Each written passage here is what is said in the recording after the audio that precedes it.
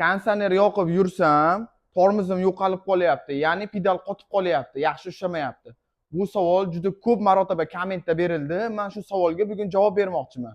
Siz bo'lsa videoni oxirigacha ko'rib turing. Konditsioner yoqqanda tormoz qotib qolishi, ya'ni pedalda qotib qolishi Gentra, Cobalt, Nexia 3 avtomobillarida uchrab turadi. Aksariyat ba'zi bir mashinalarda ham uchrab qoladi. Bunga sabab klapan kuyishi va gnezdoni cho'kishi.